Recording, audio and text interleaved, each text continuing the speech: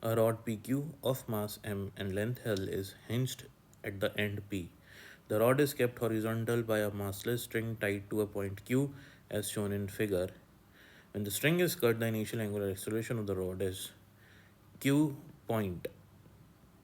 यहाँ से हमने एक रस्सी ली हुई है और ये रस्सी यहाँ से भी बंधी हुई है और इस L लेंथ की रॉड से भी बंधी हुई है।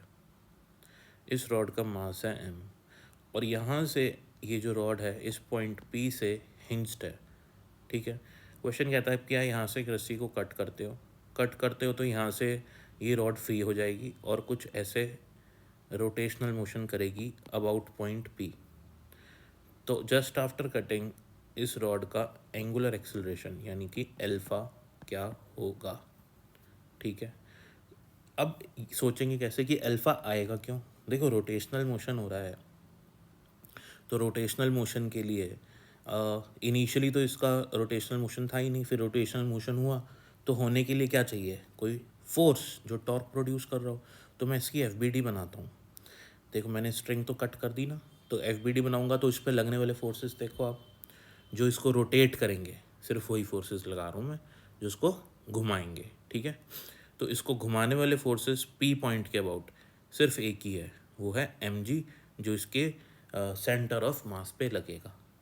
ठीक है, तो सेंटर ऑफ मास पे नीचे की तरफ लगेगा एम जी फोर्स और यही फोर्स इसको इस पैटर्न में रोटेशनल मोशन प्रोवाइड करेगा, यानी कि मैं कह सकता हूँ क्लॉकवाइज डायरेक्शन में। ठीक है, तो ये वाला फोर्स टॉर्क प्रोड्यूस करेगा अबाउट पॉइंट पी।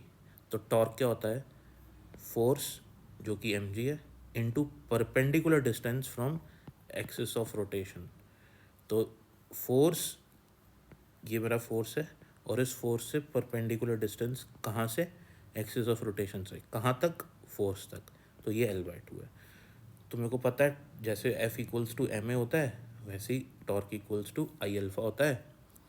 तो यहाँ से टॉर्क की वैल्यू क्या आ जाएगी, M G force into L/2, ये परपेंडिकुलर डिस्टेंस। ठीक है, और आई की जगह वैल्यू डालेंगे हम क्योंकि रॉड इस पॉइंट के अबाउट घूमेगी। ठीक है, जब रॉड इस पॉइंट के अबाउट घूमती है तो उसका मोमेंट ऑफ इनर्शिया होता है mL²/3।